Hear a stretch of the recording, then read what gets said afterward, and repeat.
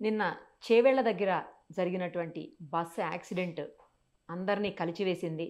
దాదాపు 19 మంది ప్రాణాలు కోల్పోయారు. మనం చూసాం గత నెల 24వ తారీఖున కర్నూలు దగ్గర కూడా ఒక బస్సు యాక్సిడెంట్ అయింది. ఆ అగ్ని ప్రమాదంలో దాదాపు 19 మంది సజీవ దహనం అయిపోయారు అదే బస్సులో. నెక్స్ట్ నిన్న రాజస్థాన్‌లో ఒక టిప్పరు వరుసగా రోడ్డు మీద ప్రమాదాలు చేసుకుంటూ వెళ్తే 19 మంది చనిపోయారు. మన తెలంగాణలో నిన్న జరిగినటువంటి చేవెళ్ల దాంట్లో 19 మంది. మొన్న ఆంధ్రాలో కర్నూలు దగ్గర జరిగినటువంటి దాంట్లో 19 మంది. నిన్ననే రాజస్థాన్‌లో జరిగినటువంటి యాక్సిడెంట్‌లో కూడా 19 మంది చనిపోయారు. వరుసగా 19 మందే చనిపోవటం. నిన్నెవరో మాట్లాడుతూ అంటున్నారు. ప్రతి చోట కూడా 19 మందే చనిపోతున్నారు. ఏంటి 19 నంబరు ఏమన్నా బ్యాడ్ నంబరా? అన్‌లక్కీ నంబరా? ఇలా మాట్లాడుతుంటే నాకు కూడా డౌట్ వచ్చింది. ఏంటి నిజంగానే కదా కంటిన్యూస్‌గా 19 మరణాలే సంభవించాయి. చూస్తూనే ఉన్నాం ఈ యాక్సిడెంట్స్‌లో అని. వేద పండితుల్ని అడిగి తెలుసుకుందాం అసలు నిజంగా అట్లా ఏమన్నా ఉంటుందా అని చెప్పి అనుకున్నాను. సో ఈరోజు గురువుగారు ప్రముఖ వేద పండితులు కృష్ణమాచార్యులు గారిని అడిగాను. సార్ చెప్పండి అంటే మాట్లాడదాం అమ్మా అన్నారు. మనతో పాటు లైవ్ కాల్‌లో ఉన్నారు. ఒకసారి గురువుగారితో మాట్లాడదాం. సార్ నమస్తే అండి. జై వీరబ్రహ్మ జై గోవింద బాబు జై. అమ్మ నమస్కారం తల్లి. సార్ కంటిన్యూస్‌గా ఈ బస్ యాక్సిడెంట్లు లేకపోతే టిప్పర్‌తో అయినయి లేదంటే ఈ రకరకాల యాక్సిడెంట్స్‌లో ఈ మధ్య కాలంలో వరుసగా 19 అవుతుంది సార్. అట్లా ఏమన్నా అది అన్‌లక్కీ నంబరా? నిన్న ఎవరో అంటున్నారు అది అన్‌లక్కీ నంబరు, మంచి నంబర్ కాదు అట్లా ఇట్లా అంటుంటే నాకు డౌట్ వచ్చింది. అట్లా ఉంటుందా అసలు ఒక నంబర్ అన్‌లక్కీ, లక్కీ అని ఉంటుంది. ఇంకొకటి సార్ నిన్న ఏదైతే ప్రమాదం జరిగిందో చేవెళ్లలో అక్కడ బస్సు, టిప్పరు రెండిటి నంబర్లు కూడా టోటల్ 9 సార్. 9 చాలా లక్కీ నెంబర్‌గా భావిస్తారు అందరూను. అలాంటిది ఆ రెండు నంబర్లు కూడా 9 చనిపోయింది 19 మంది. ఒక్కసారి అట్లేమన్నా ఉంటుందా గురువుగారు? కొన్ని డౌట్స్ కొంతమందికి ఉన్నాయి. అంటే వాళ్ళు అనేసరికి నాకు కూడా డౌట్ వచ్చింది. సో ఒక్కసారి చెప్పండి గురువుగారు. ఒక వ్యక్తి యొక్క భూత భవిత వర్తమానాలు తెలియజేసే జ్యోతిష్ శాస్త్రం చాలా అద్భుతమైంది. ఆ జ్యోతిష్యపరమైనటువంటి శాఖల్లో సంఖ్యాశాస్త్రం, ప్రాచీనమైనటువంటి సంఖ్యాశాస్త్రం అంతకంటే విశేషవంతమైనది. మీరు అన్నట్టుగా 19 అనేటువంటి సంఖ్యని ఆధునికమైనటువంటి సంఖ్యాశాస్త్రం న్యూమరాలజీ ప్రిన్స్ ఆఫ్ హెవెన్ అని చెప్పబడింది. అంటే అది మంచి సంఖ్య కింద లెక్క. కానీ ఇక్కడ జరిగినటువంటి దుర్మరణాల దృష్ట్యా మనం ఏం చెప్పొచ్చు అంటే మనం ఉన్నటువంటి ఆంగ్ల మానాన్ని అనుసరించి మనం ఉన్నటువంటి సంవత్సరం 2025. ఈ టోటల్ ని పుడితే కూడా వచ్చేటువంటి 9 అనేటువంటి అంకెకి అధిపతి అయినటువంటి వాడు అంగారకుడు, అంటే కుజుడు. ఈ అంగారకుడు కుజుడు విశేషవంతంగా అంటే పాజిటివ్ నెగిటివ్ రెండు పోల్స్ మనం తీసుకుంటే ఇలాంటి విపరీతమైనటువంటి ఇబ్బందులు సమస్యలు రావడానికి కారకుడు అవుతూ ఉంటాడు. అలాగే 19లో 1 అంటే సూర్య భగవానుడు, నవగ్రహాలకు అధిపతి అయినటువంటి సూర్య భగవానుడు ఒకవైపు, క్రూరత్వంతో కూడినటువంటి అంగారకుడు, ఈ రెండు కలిస్తే మరింత క్రూరమైనటువంటి పరిస్థితులకు తావిచ్చినట్టుగా ఉంటుంది. ప్రత్యేకించి జ్యోతిష్ శాస్త్రానికి సంబంధించి గోచార వశాత్తు ఉన్నటువంటి ఫలితాలను చూస్తే ఎలా ఉందంటే ఈ 1, 9 అంటే అంగారకుడు మరియు రవి. రవేమో శత్రుక్షేత్రమైనటువంటి తులారాశిలో సంచరిస్తున్నాడు. అంగారకుడు కుజుడేమో తన యొక్క నియంత్రణలో ఉన్నటువంటి వృశ్చిక రాశిలో సంచరిస్తూ ఈ 2025 9 డెస్టినీ కలిగినటువంటి సంవత్సరంలో సంచరిస్తుంది. మీరు అన్నట్టుగా చాలా వాటికి చాలా రకమైనటువంటి పోలికలు ఉంటాయి, సాదృశ్యాలు ఉంటాయి.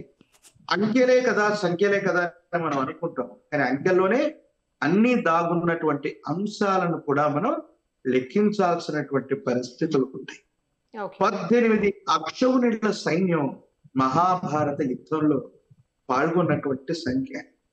ఆ 18 అన్నటువంటిది 1+8 మళ్ళీ 9 అయ్యింది. కాబట్టి అంగారకుడు అత్యంత క్రూరమైనటువంటి క్రతువులు చేయించగా ఈ వాహన సంబంధమైనటువంటి ప్రమాదాలు ఏర్పడటం, ప్రత్యేకంగా చనిపోతున్నటువంటి వాళ్ళలో బాలబాలికలు చిన్నవాళ్ళు కూడా ఎక్కువగా ఉంటారు. ఎందుకో తెలుసా? 12 సంవత్సరాల లోపు పిల్లల మీద నవగ్రహాల యొక్క ప్రభావం ఉండదు. సప్తమాతృకలతో పాటు అంగారకుడి యొక్క నియంత్రణ మాత్రమే ఉంటుంది. కాబట్టి 1, 9 అనేటువంటి అంకెలో నవగ్రహాలకు అధిపతి అయినటువంటి సూర్య భగవానుడు, అంగారకుడు వీళ్ళ ఇద్దరి యొక్క క్రూరత్వమైనటువంటి పరిస్థితులు, అది కూడా 2025వ సంవత్సరం డెస్టినీ కూడా మళ్ళీ 9 అయి ఉండటం. అక్టోబర్ మాసం తీసుకుంటే 1 + that equal to 1 + 0 that equal to 10. ఈ అక్టోబర్ మాసం నుండి ఈ రకమైనటువంటి పరిస్థితులన్నీ కూడా ఏర్పడుతూ ఉండటం, ఇవన్నీ కూడా చూస్తే గోచారవశాత్తు ఉన్నటువంటి గ్రహాలు రవి మరియు అంగారకుడి యొక్క స్థితిగతులు సరిగ్గా లేనటువంటి కారణంగా ఇబ్బందులు ఏర్పడుతుంది. మరో ముఖ్యమైనటువంటి అంశం, రవి అనేటువంటి గ్రహానికి ఏ గ్రహం దగ్గరగా వచ్చినా అది అష్టంగత్వం అవుతుంది, తన ప్రభను కోల్పోతుంది.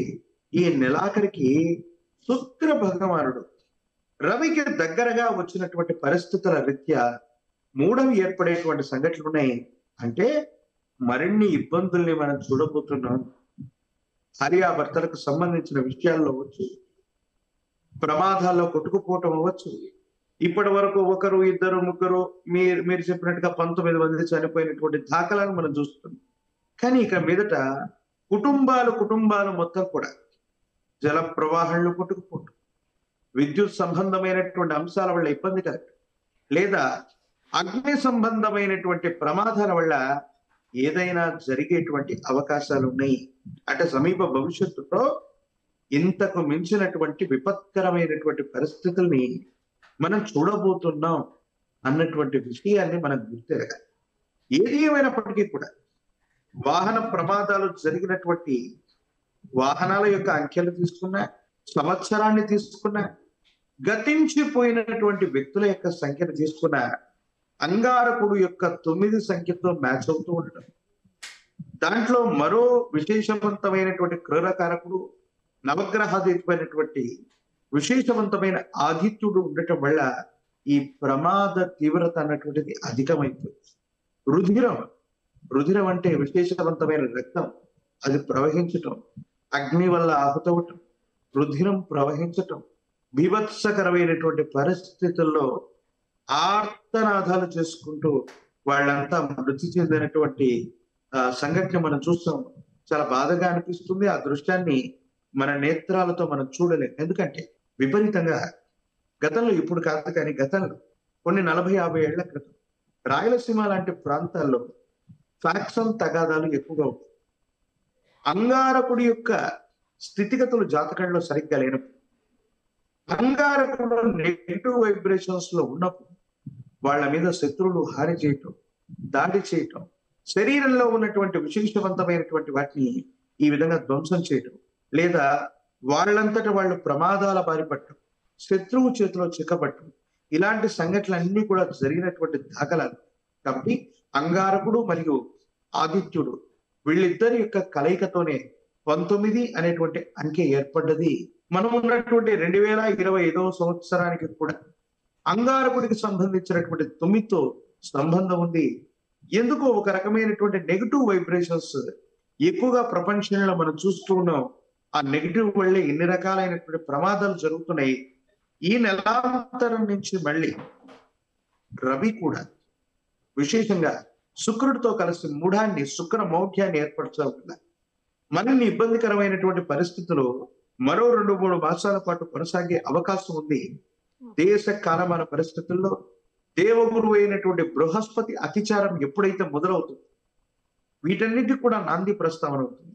అంటే నవగ్రహాల్లో చాలా గ్రహాల యొక్క గోచార వశాత్తు వచ్చినటువంటి మార్పులను గనక అనుసరించి చూస్తే ఈ విధమైనటువంటి పరిస్థితులు వస్తున్నాయి. ప్రత్యేకించి 18వ తారీఖు లేదా 19వ తారీఖు, 18వ తారీఖు నుండి 19వ తారీఖు గడిచినటువంటి అక్టోబర్ మాసం, అది కూడా మళ్ళీ 19, దేవగురువు అయినటువంటి బృహస్పతి 19 అక్టోబర్ అతిచారం వల్ల వేరొక రాశిలోకి వెళ్ళారు. ఎప్పుడైతే 19వ తారీఖు అక్టోబర్ మాసంలో దేవగురువు అయినటువంటి బృహస్పతి యొక్క అతిచారం జరిగిందో, మీరన్నట్టుగా ఆ 19 సంఖ్యతో కానీ 9 సంఖ్యతో కానీ ముడిపడినటువంటి మరణాలని కానీ మిగతా అంశాలని కానీ మనం ఎక్కువగా చూస్తున్నాం. ఇదంతా కూడా గ్రహాలకు సంబంధించింది. న్యూమరాలజికల్ గా ప్రాచీన సంఖ్య మరియు ప్రశ్నాశాస్త్రానికి సంబంధించిందిగా మనం చూడొచ్చు. మరే మాత్రం కూడా సందేహం లేదు. ఈ విశ్వంలో, ఈ ప్రకృతిలో అంకెలకి సంఖ్యలకి విశేషవంతమైనటువంటి స్థితిగతులు ఉన్నాయి. మనం చదువుకునేటువంటి నమక చమక మంత్రాల్లో చమకంలో ఎప్పుడో 1 వర్గమూలం ఎంత, 3 వర్గమూలం ఎంత, 5 వర్గమూలం ఎంత, 7 వర్గమూలం ఎంత, ఇలాంటి అంశాలని మంత్ర స్వరూపంలోనే గణితాలని చెప్పినటువంటి అంశాలు దాఖలాలు సనాతన ధర్మంలో వేద వాంగ్మయంలో ఉన్నాయి. ఇది కూడా ఒక గొప్ప శాస్త్రం. అందుకే మన జీవితంలో కూడా అప్పుడప్పుడు మంచి చెడులు జరుగుతున్నటువంటి సంఘటనలు, ఫలానా పర్వదినం రాగానే మంచి జరుగుతుంది, లేదా ఫలానా తేదీ మనకు బాగా ముఖ్యమైనటువంటిది, ఫలానా నంబర్ మనకు బాగా కలిసి వస్తుంది, దాన్ని మనం లక్కీ నెంబర్ అనుకుంటూ ఉంటాం. ఆ అంకె ద్వారా మనం అంటే మీరు 10th క్లాస్ లో ఎగ్జామ్ రాసిన దగ్గర నుంచి, ఇంటర్మీడియట్ వెళ్ళిన దగ్గర నుంచి, లేదా మీ దైనందిన జీవితంలో చూసుకున్నట్టయితే ఏదో ఒక అంకె లేదా సంఖ్య మీ జీవితాన్ని కానీ, మిమ్మల్ని కానీ, మీ జీవితాన్ని కానీ ప్రభావితం చేసి తీరుతుంది. తప్పనిసరిగా ప్రాచీనమైన సంఖ్యాశాస్త్రంలో ఈ విధమైనటువంటి అంశాలు ఎప్పుడో చెప్పబడి ఉన్నాయి. సో నంబర్కి చాలా ప్రాముఖ్యత ఉంది గురువుగారు. అయితే ఏదో నంబర్ అంటే ఈజీ కాదు, లైట్ తీసుకోవటం కాదు నంబర్ని. అంటే భారతీయులు చెప్పినటువంటి అంశాలను చూస్తే మనకి వాటిని నమ్మశక్యంగా అనిపించదు. కానీ పాశ్చాత్య దేశాలకు సంబంధించినటువంటి పైథాగరస్ అనుకోనివ్వండి, హీరో అనుకోనివ్వండి, ఇలాంటి పాశ్చాత్య దేశాలకు సంబంధించిన శాస్త్రవేత్తలు మన భారతదేశానికి వచ్చి మన మహర్షుల దగ్గర నుండి ఈ ప్రాచీనమైనటువంటి సంఖ్యాశాస్త్రాన్ని తీసుకెళ్లి న్యూమరాలజీ అనేటువంటి పేరుతో విశ్వవ్యాప్తం చేస్తే పైథాగరస్ థియరీని, చార్ల్డీన్ థియరీని, హీరోస్ చెప్పినటువంటి వాటిని, వీటన్నిటిని కూడా పాశ్చాత్యులు చెప్పారు కాబట్టి మనం నమ్ముతాం. కానీ వేద వాంగ్మయంలో మన మహర్షుల దగ్గరే అంకెలు సంఖ్యలు ఎప్పటి నుంచో ఉన్నాయి. ఇది ప్రపంచం మొత్తం కూడా ఆమోదించదగినటువంటి సంఖ్యాశాస్త్రానికి సంబంధించినటువంటి ఒక గొప్ప రహస్యం. థ్యాంక్ యూ గురుగారు, థ్యాంక్ యూ సో మచ్. జై వీరబ్రహ్మ, జై గోవింద.